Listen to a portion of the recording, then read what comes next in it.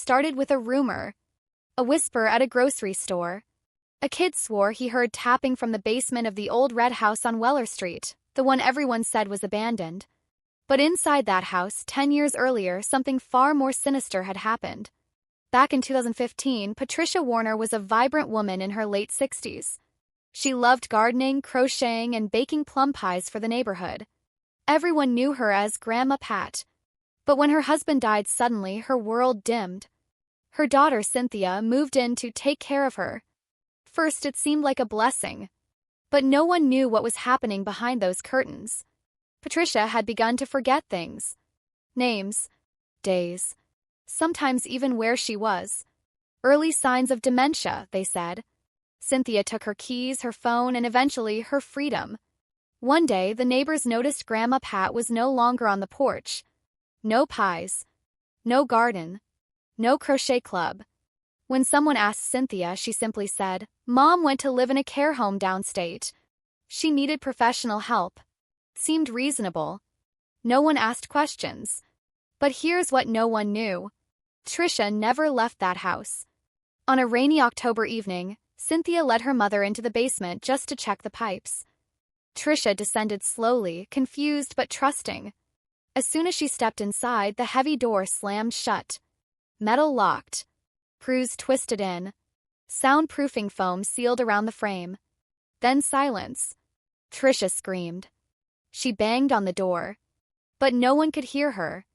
Not for days. Not for weeks. Not for 10 years. And Cynthia? She told herself it was mercy. That it was safer for everyone. That her mother would have wandered into traffic or burned the house down or worse. She left food at the hatch every day for the first month.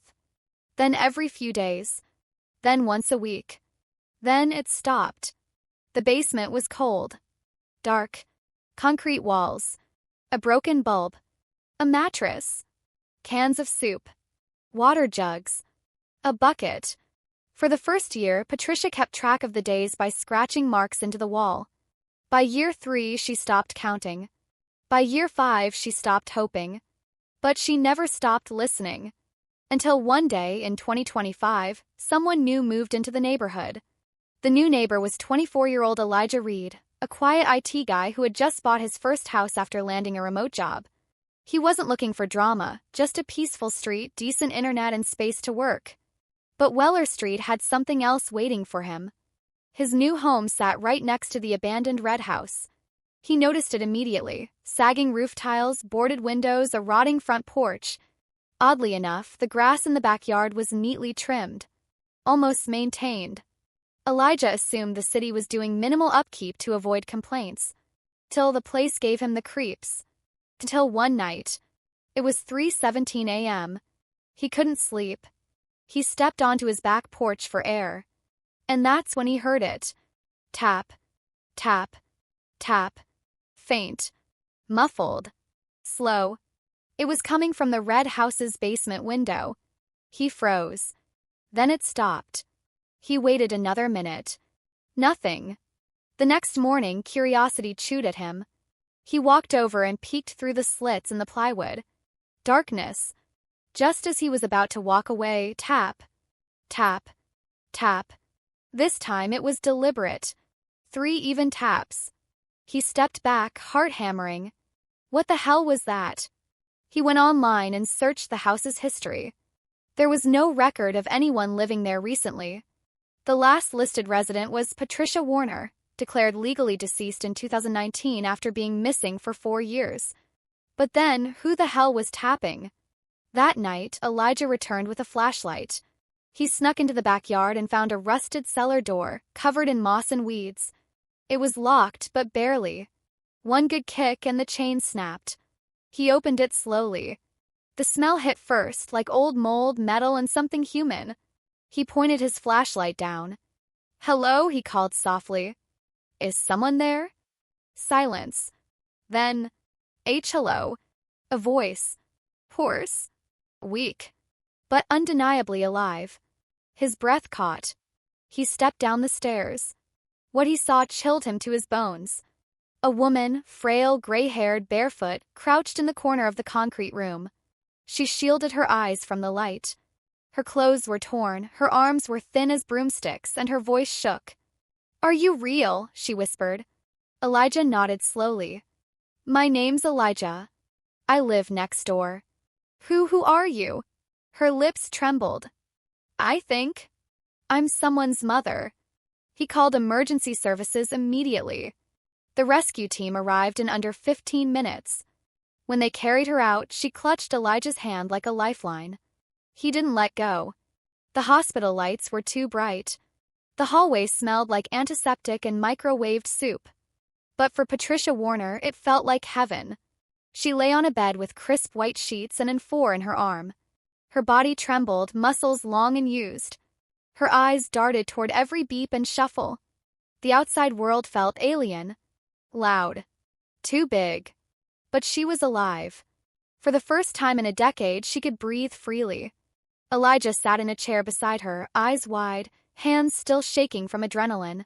He'd barely slept since the rescue. His mind kept replaying that moment when she whispered, "Are you real?" He wanted to ask 1,000 questions. He only asked one.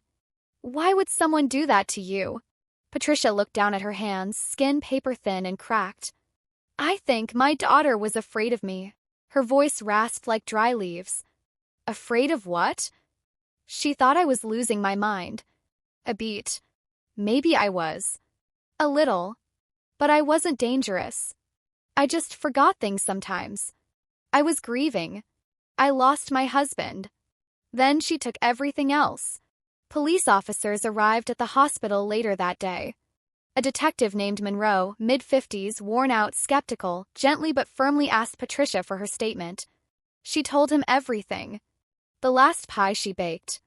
The basement door. The screws. The bucket. He didn't interrupt. Monroe said softly, "You were legally declared dead. In 2019. Patricia blinked. "Your daughter said she had no idea where you were. She even held a memorial. There's a headstone with your name on it." She laughed bitterly, voice breaking. "Tell me she at least spelled it right." Meanwhile, news of the basement grandma exploded across local media. Porters camped outside the hospital. Town was shaken. Weller Street, once peaceful and forgotten, was now the center of national horror. But the biggest shock was yet to come. Cynthia Warner was found living just 20 minutes away, in a modern apartment teaching yoga classes online with a thriving social media presence. Her Instagram bio read, "Empathy, energy, healing." When police knocked on her door, she answered in leggings and a smoothie in hand. "What is this about?" she asked, chipper. "Your mother," said Detective Monroe. Her face twitched, barely. "My mother passed away." "No," he said. "She didn't." They showed her the photo. Tricia in the hospital bed. Eyes sunken, but smiling. Cynthia dropped the smoothie. She tried to run. They caught her by the elevator. The interrogation was surreal. Cynthia claimed it was self-defense. That Patricia had become aggressive. That she attacked her with a butter knife. That she had to lock her up just for the night. Then, somehow, just for the night became 3,652 nights. Elijah watched all of this unfold, horrified. He didn't know Patricia. He wasn't even from this town. But he'd saved a life. And now he couldn't walk away. When the hospital released her weeks later, she had no family to take her in. No home. No income. No ID. Elijah made a decision. He set up a GoFundMe. He brought her to stay in his guest room. And the entire internet rallied behind her. Courtroom was cold, almost clinical. Rows of old wooden benches faced the front where the judge sat beneath the state seal. Reporters whispered behind notepads. The nation watched. This wasn't just a criminal case. It was a betrayal of blood. The prosecution called it extreme neglect with intent to conceal.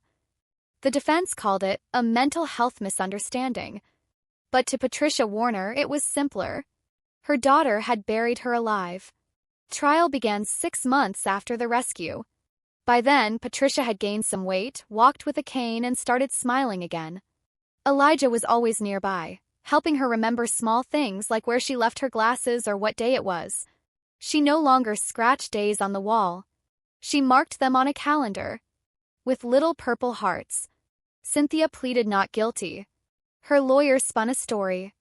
That Patricia was already in decline, paranoid, volatile. That she refused to go to a nursing home. That Cynthia had no choice. But the evidence said otherwise. Photos of the basement. Chains on the hatch. Buckets. Empty food cans covered in dust. Patricia took the stand on day 4. Her voice was soft but clear. "She told me she loved me," she said. Then she locked the door. And it stayed locked for 10 years. The room was silent. Even the judge seemed to lose his place for a moment. Then came the tapes. From an old security system Elijah had found while helping clean Patricia's former house. He'd found the hard drive stuffed behind a panel in the hallway. Prosecution played one clip in court. It was dated October 4, 2015. Showed Cynthia dragging something heavy toward the basement, then lifting a metal sheet and sealing it shut. Cynthia's face went pale. Her lawyer leaned in, whispering frantically. But it was too late. On day 9 of the trial, Cynthia changed her plea to guilty. Sentencing day. Cynthia Warner was sentenced to 25 years without parole for unlawful imprisonment, fraud, and attempted manslaughter. Some called it harsh. Some said it wasn't enough. Patricia just said, "I'm free." After the verdict, Elijah pushed her wheelchair out into the sunlight. Porters asked questions. Microphones in her face. Cameras flashing. She raised one shaky hand. "I don't want to be famous," she said, smiling. "I just want to eat pie in peace." That night, she baked. Her first pie in a decade. Plum, of course. 3 weeks after the trial, Patricia Warner had her first panic attack. It happened at a shopping mall. Her first trip out alone since the hospital. Everything was too loud. Too fast. Too bright. She stood in front of a coffee shop menu, blinking at the drink names. Pumpkin cream cold foam nitro? Where was just coffee? A woman behind her sighed. "Are you gonna order or not?" Patricia's breath caught. Her hands trembled. Her heart pounded like it did every night in the basement when she thought Cynthia might never bring food again. She dropped her purse. Coins scattered. The world spun. Someone helped her up. Not Elijah this time, a stranger. A barista. "You okay, ma'am?" She nodded. Lied. "Just dizzy." But inside, she was drowning in time. Back at Elijah's house, she cried for the first time in months. Not because of what Cynthia did, but because she didn't know how to be a person anymore. She'd missed a decade. No idea how to use a smartphone. Didn't know what TikTok was. Had never heard of Uber, AirPods, or Billie Eilish. Even doors confused her. So many of them slid now. "Did I time travel?" she asked Elijah once. He chuckled gently. "Sort of." But then something strange happened. The GoFundMe Elijah made for her? It went viral. Someone posted her story on Reddit. It reached the front page in hours. A popular TikToker made a dramatic 3-part series acting out her rescue, over 12 million views. Suddenly, Grandma Pat was a hashtag. Hashtag Justice for Pat. Hashtag Basement Survivor. Hashtag 10 years trapped. People sent letters. Gift baskets. Handmade quilts. One woman even shipped a custom iPad engraved with, "You are stronger than steel." Tricia was overwhelmed. First, she hated it. "I'm not a hero," she said. "I just survived." But Elijah encouraged her. "You deserve to be seen." So he taught her how to use a phone, how to FaceTime, how to scroll. Her favorite app? YouTube. She found old videos of I Love Lucy and the Golden Girls and made playlists. She even made an account. Real Grandma Pat. First, she just posted updates for those following her GoFundMe.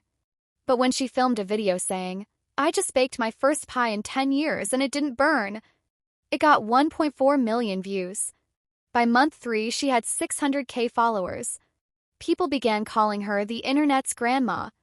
And slowly, she started to heal. But she never forgot the basement. Or the silence. or the tap tap tap that saved her. She wrote those 3 taps in a notebook every morning, just to remind herself, I'm still here. It had been 5 months since the rescue. Patricia Warner had grown stronger. Her hair was now trimmed into a neat silver bob. She could walk farther with her cane. Her voice had found warmth again. She even laughed sometimes. Not just polite chuckles, real belly-shaking laughter. Her online followers, now almost 800,000, eagerly awaited her baking videos every Sunday. Pie Day with Pat had become a real thing. People made duets with her, sent her recipe ideas, and shared stories about their own grandmothers. Felt good. Warm. Normal. Until the envelope arrived. Came by regular post. No return address. No stamp, even just a barcode and a state prison logo in the top corner. Elijah found it in the mailbox. Looks official, he said, handing it to her. She turned it over slowly. Her hands trembled. She didn't need to open it to know who it was from. She opened it anyway. Dear Mom, I know you probably hate me. Maybe you should. But I wanted you to know I didn't mean to let it go that far. I was scared. You were slipping. You didn't know me anymore. You screamed at the walls. You tried to leave the stove on. I thought I was protecting you. Then it got easier not to go down there. Easier to pretend you weren't there. And eventually I believed it. I lied so many times I believed it. I don't expect forgiveness. But I hope. I don't even know what I hope. See. Patricia stared at the letter for a long time. She didn't cry. She didn't tear it up. She folded it carefully, pressed it flat, and slid it into her cookbook between 2 pages, cinnamon and clove. Elijah waited until she spoke. She was right, you know. I did scream at the walls. That doesn't excuse it. No, Patricia said. But it explains part of it. And that's all I'll give her. One part. That night, she didn't film a baking video.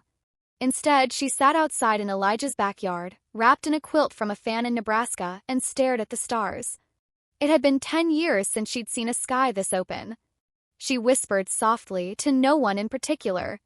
I remember everything. The next morning, she posted a video. Just her holding the letter. No makeup. No filters. This is from the person who locked me away, she said. Some of you want me to burn it. Some want me to forgive. I'm doing neither, not yet. I'm putting it in my cookbook right between cinnamon and clove, 'cause I want to remember how bitterness sits beside sweetness, and how we get to choose what we taste. It became her most watched video ever, 16.4 million views in 48 hours. People weren't just watching her anymore. They were learning from her. But just as Patricia began to step fully into the light, something else stirred in the shadows. A comment appeared under one of her posts. You're not the only one she locked away. It had no profile picture. No name. Just a burner account. Tricia stared at it, heart pounding. She had always believed she was alone. Now, for the first time, she wasn't sure. The message kept replaying in her head. You're not the only one she locked away. First, Patricia wanted to believe it was just a troll. The internet was full of them. But something about it didn't feel like a joke. The account had no posts. No name. No likes. Just one comment. Then it disappeared. Deleted. Elijah scoured the metadata and source code of the page but found nothing useful. It was made with a VPN, he said. Whoever posted it wanted to vanish. But they hadn't vanished entirely. Not from her mind. Tricia started having trouble sleeping again. The basement nightmares returned. Only this time it wasn't her in the dark. It was someone else. Screaming. Muffled. Distant. 2 days later, she got a message on Instagram. This time it wasn't anonymous.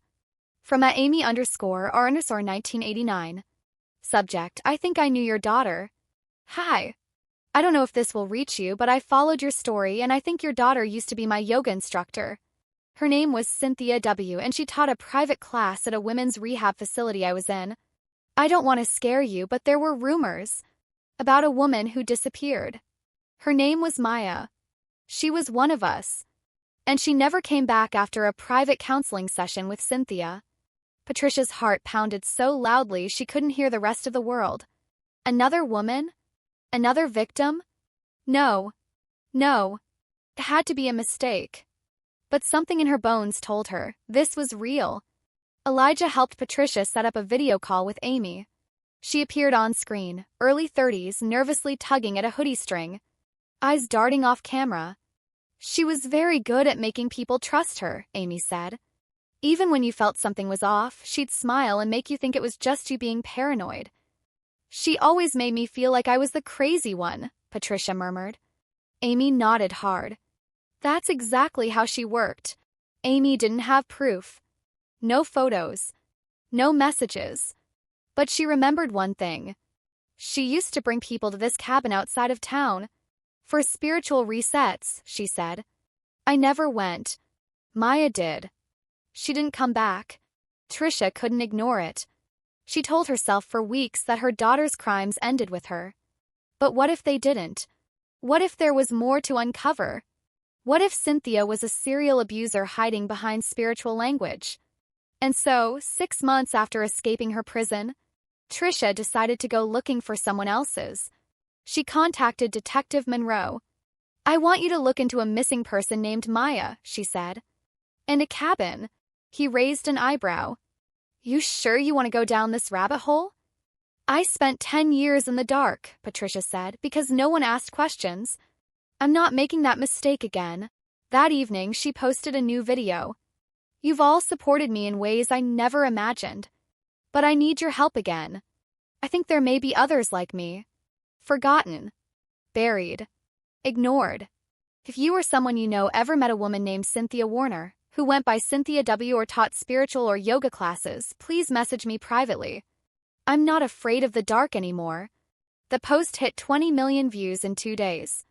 Hundreds of DMs flooded in. Stories. Memories. Leads. And one anonymous email. Check what's buried near Cold Hollow Road just north of the lake. She told me that's where the real healing begins. Cold Hollow Road was exactly what it sounded like. Narrow, cracked asphalt winding through dense forest in northern Vermont. Fog clung to the ground like a second skin. Even in July, it felt like November. Detective Monroe didn't believe in intuition, but he believed in survivors. That's why he agreed to follow Patricia's lead. Took 4 hours to locate the cabin.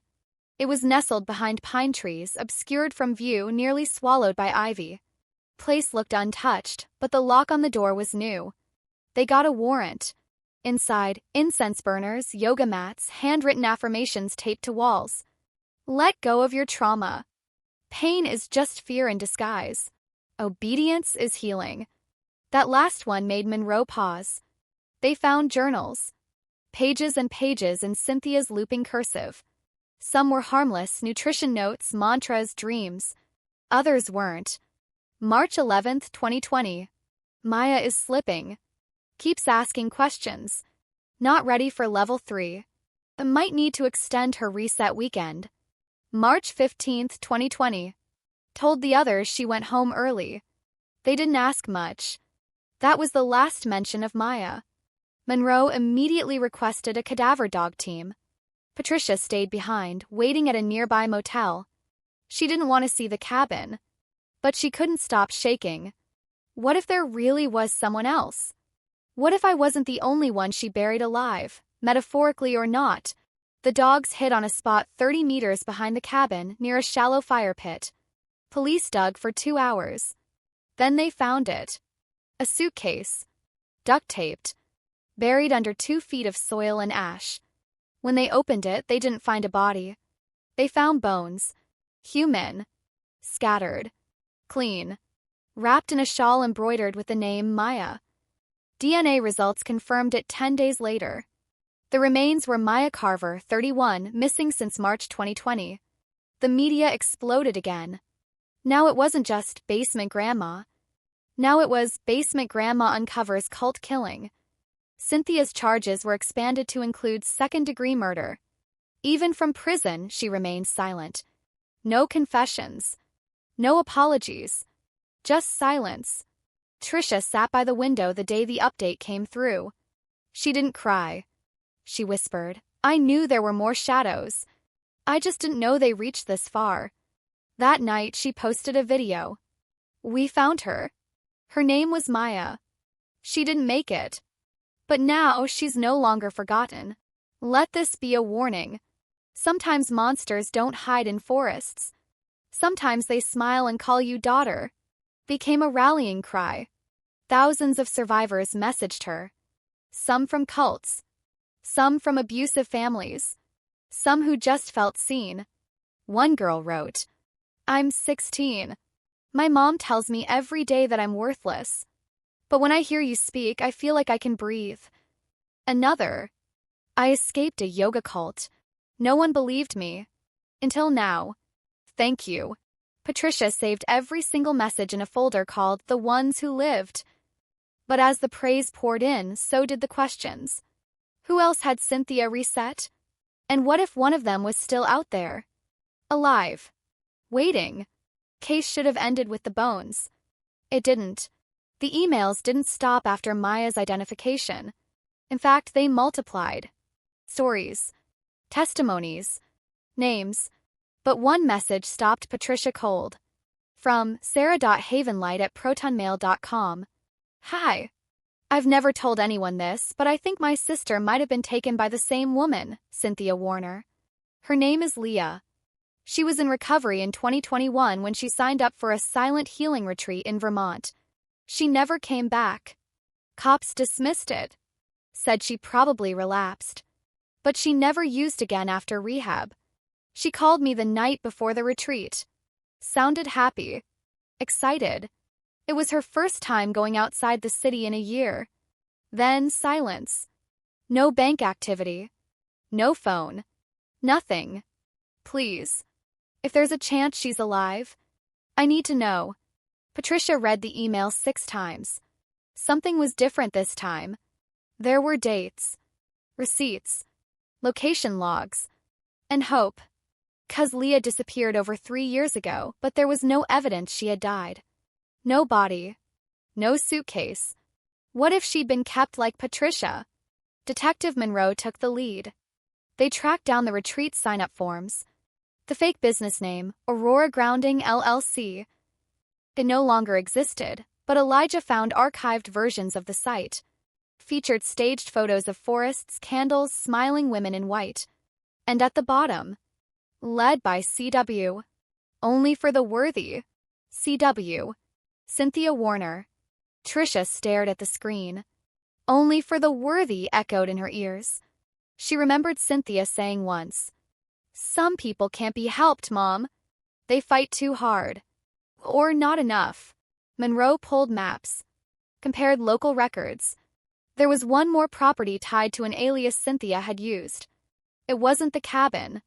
It was a small shed-like structure on a private patch of land in the woods, registered under Clear Path Wellness. Sounded innocent. They secured a warrant. 2 days later, Patricia sat in Elijah's car, hands clenched in her lap, staring at the trees. When Monroe radioed in what they'd found, his voice was tight. The structure's sealed. Reinforced walls. Soundproof foam. But the door's warm. There's heat inside. We're going in. The door was kicked open. Flashlights burst through stale air. And inside, a woman. Pale. Thin. Alive. In a small, locked room with padded walls, dim yellow lights, and a mattress. She was curled in the corner, blinking against the light. "Leah," one officer asked gently. She flinched. But then, slowly, nodded. Patricia's knees gave out when she heard the news. Not out of weakness, out of something stronger than faith. Proof. She wasn't the only one. But now, Leah wouldn't spend 10 years in a box. Patricia visited her in the hospital days later. Leah's voice was cracked but clear. "I thought I was broken," she whispered. "No," Patricia said, taking her hand. "You were just waiting to be found." That night, Patricia posted one line. "We got her out." This time, we were in time. 6 weeks after Leah was rescued, Patricia was invited to speak at a national conference in Chicago. Topic: survivors who fought back. first, she refused. I'm not a speaker, she told Elijah. I bake pies. I forgot how to hold a microphone. But Elijah just smiled. You remembered how to live. The mix easier. The room was packed, 800 people in the audience. Survivors. Families. Journalists. Psychologists. Her name tag read, Patricia Warner, resilient. She stepped onto the stage in a blue shawl embroidered with tiny plums, a gift from Leah. She took the mic. Her hands didn't shake. 10 years ago, I was sealed in a basement. People ask me what I thought about every day down there. They want to hear something inspiring, like faith or love. But here's the truth. I thought about pie crust. I thought about the sound of clocks. I thought about tap, tap, tap, even when there was no one left to hear me. And then one day, someone heard. And now I'm here. And so is Leah. And if you're out there, still in a metaphorical basement, locked by fear, abuse, gaslighting, or silence, I want you to know something. Keep tapping. Someone will hear. The room exploded with applause. People stood, cried, cheered. Even Monroe, stoic as ever, wiped his eye and muttered, Damn allergies. Afterward, dozens of people lined up to meet her, hug her, thank her. But one person stood quietly at the back. A woman in her 60s. Glasses. Trembling. She said, Patricia. Tricia turned. The woman stepped closer. You don't remember me, but I knew your daughter. From years ago. Before all this. Patricia's heart stopped. She said things about you. Things that didn't make sense. Said you were controlling. Abusive. A long pause. I never believed her, the woman whispered. She scared me. I thought something was off. She reached into her bag and pulled out a photo. It was old. A black and white Polaroid. Cynthia, age 14, standing next to a girl. One Patricia didn't recognize. The girl had the same eyes as Cynthia. The woman whispered. She said it was her sister. But no one ever saw her again. Tricia took the photo, staring. I never had another child. The woman nodded slowly. That's what I thought. Later that night, back in the hotel, Patricia couldn't sleep. She sat by the window, staring at the photo. Was Cynthia lying even back then? Was there another victim before it all began? Was there a sister no one ever found? The next morning, Patricia received a package at the front desk. No return address. Inside, a small, rusted key. And a note. You never really knew what was in the basement, did you? Patricia swore she'd never go down those steps again. Yet here she was, 10 months after her rescue, standing at the top of the same narrow staircase where Cynthia had once told her, Just check the pipes, Mom. Only now she wasn't alone. Detective Monroe. Elijah. A forensic tech team with cameras, respirators, and evidence bags. And in Patricia's palm, the small rusted key from the anonymous package in Chicago. The basement looked smaller than she remembered. That happens with trauma, they told her. Faces grow in the mind when you're trapped inside them. Still, the air was thick and damp, her chest tightened. Her marks were still on the wall, the first 2 months' worth of day scratches before she lost count. Someone, the investigators, had chalked boxes around them for documentation. Seeing them boxed up like artifacts made her stomach turn. Ready? Monroe asked quietly. No, Patricia said. But go ahead. They started by trying the key in the basement door padlock, just in case. It didn't fit. Too small. Then the storage trunks. No. Then the old fuse box. No. Key was narrow, old-fashioned, like a desk key, not a house key. Tricia kept scanning the room. Something tugged at her memory, not a visual, a feeling. Key had weight. Cold. Metal on metal. She remembered sound in the nights when Cynthia brought food, a double click after locking the main door. She'd always assumed it was just the deadbolt. What if it wasn't? Can you close the door and lock it like it used to be? She asked. Monroe hesitated. You sure? Just for a second. I need to hear it. They all stepped out. She stayed just inside the threshold, facing the interior. Monroe closed the heavy door, threw the bolt. Clunk. Then he slid the external bar. Thud.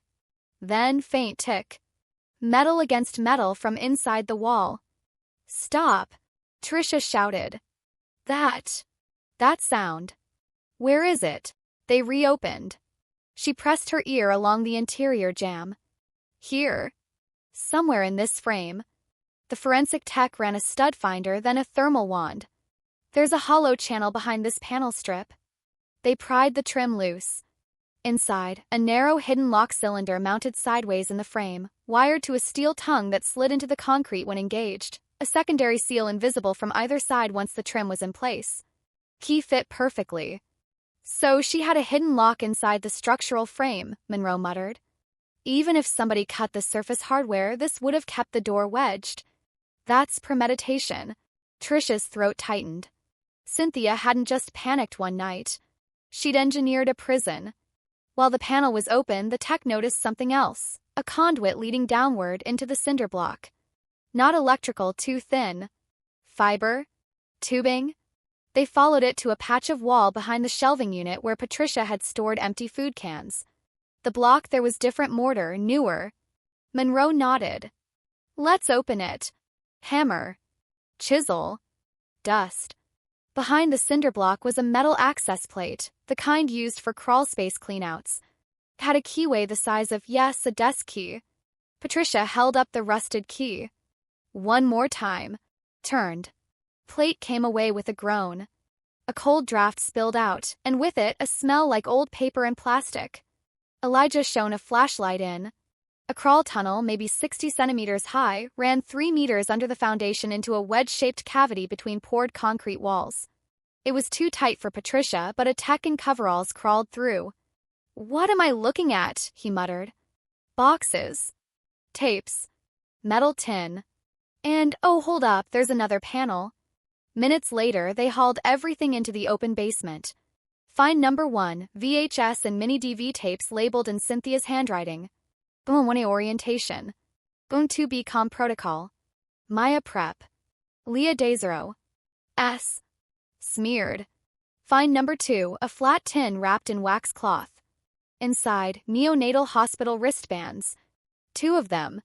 Find number 3, a cracked Polaroid identical to the one Patricia received in Chicago, only this copy had writing on the back. 4P. Both girls. Stay strong. Patricia stared at the wristbands. One read, Baby Warner A. Patricia Maternity 1986. The second, Baby Warner B. Female 1986 ICU. Her hands shook. No, I only had one. Cynthia. I remember the labor. I remember pain. But I was sedated. Monroe put a steady hand on her shoulder. Records get sealed in complicated births. We'll pull hospital archives. Elijah whispered. Maybe your husband, maybe he didn't want you to know? Or maybe you were too out of it to remember. Patricia clutched the bands to her chest. A missing twin? A sister? The mysterious girl in the photo? And what had Cynthia been told? They set up a portable player to review the tapes. Most were degraded, but one mini-DV booted. Static. Then Cynthia's face, early 30s, hair in a tight bun, smiling too wide. Level 1 containment protocol. Subject, mom. Baseline confusion present. Goal, reduce wandering, increase compliance. If resistance escalates, move to phase quiet. Camera panned, the basement. Fresh paint. Supplies stacked. A chart on the wall labeled A/B. B? Another clip. Cynthia speaking to someone off camera. You're safe here.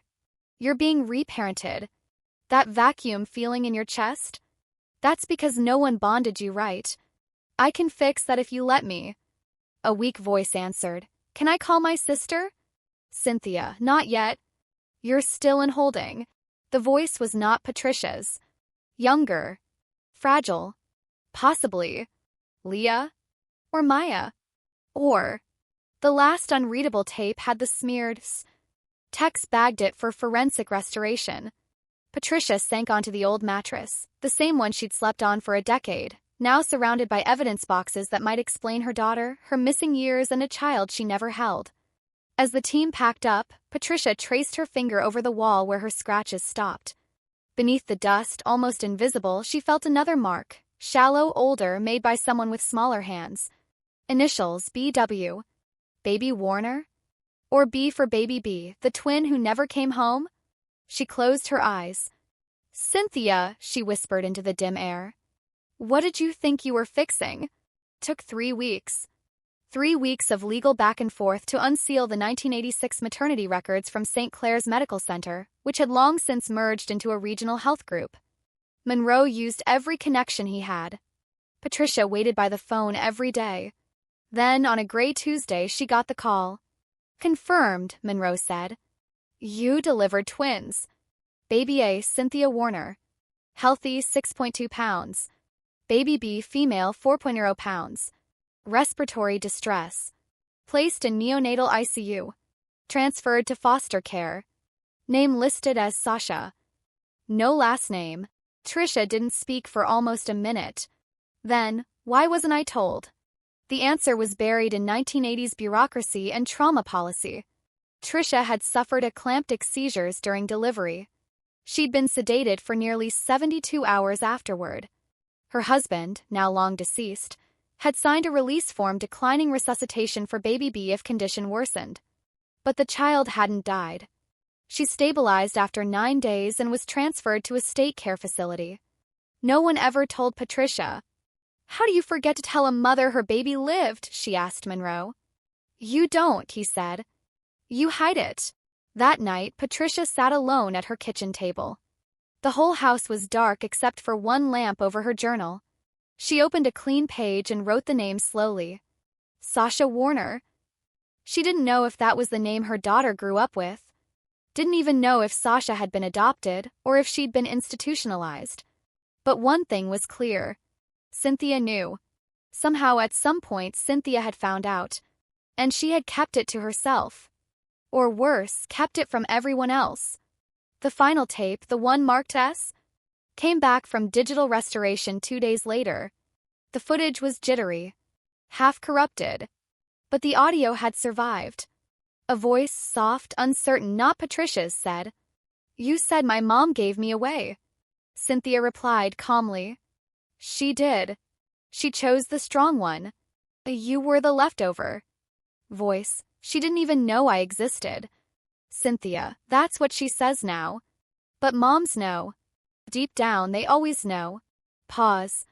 "Then, you'll stay here with me. And I'll fix what she broke."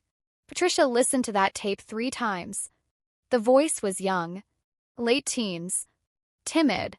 Didn't match Leah or Maya. It matched someone else. Someone never reported missing. Someone off the record. Was it Sasha? Was she still out there? Patricia posted one final update to her thread on Reddit, the one that had started it all. "Fate last one maybe. It's confirmed. I gave birth to twins in 1986. I was only told about one. My daughter Cynthia may have found the second child, Sasha, years later. We don't know what happened next.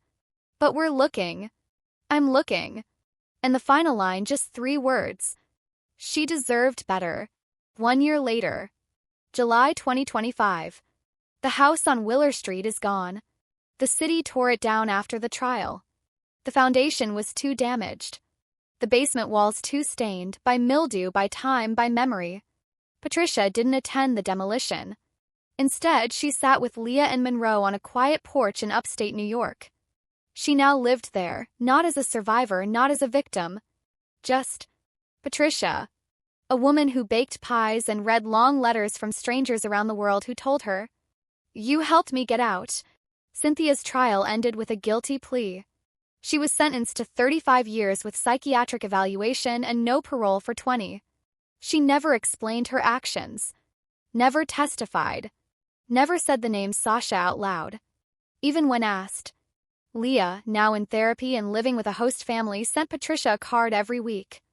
In one, she wrote, "You weren't just my grandma. You were my first safe person. The tap I heard was real. And it saved me." Detective Monroe retired 6 months after the case closed. At his farewell party, Patricia hugged him tightly and whispered, "You didn't just believe me. You fought for me." He said, "Hell, Pat. You were easier to believe than half the force." They both laughed through tears. But there was one thread left. Sasha. No official record of adoption. No high school record under that name. But one thing broke open the case. A blog post dated 2011 by a woman who called herself S. Warner. She wrote about growing up in a house without mirrors. About a sister who talked about monsters, but she was the scariest one. She mentioned, "I was born second. I was the quiet one. I still am." Monroe found the post cached in an old archive. He contacted the hosting site. 3 weeks later, they had an IP trace. Then a location. Buffalo, New York. Tricia wrote her a letter. Just 1 page. "Dear Sasha, I didn't know. I should have. But I didn't. I don't want to take anything from you. I don't expect you to forgive me. But I'd like to meet you. Even if it's just for 5 minutes in a quiet room. I have one picture of you from before you were taken. I would like to give it to you. Love, Patricia." She mailed it on a Tuesday. For weeks, there was nothing. Then, one Sunday afternoon, while watering her garden, she heard it. A knock. 3 steady. At the front porch, Patricia opened the door. The woman standing there had her eyes. Her father's chin. A scar on her left wrist that looked older than truth. She didn't speak at first. Just held up a small envelope. Inside was the bracelet. "Baby Warner B." She whispered, "I saved it. All these years. I wanted to know if someone would come looking." Tricia stepped forward. "I'm here." Sasha nodded. Then, for the first time in 38 years, she let herself be hugged. And for Patricia, the knocking finally stopped. Because the door was open.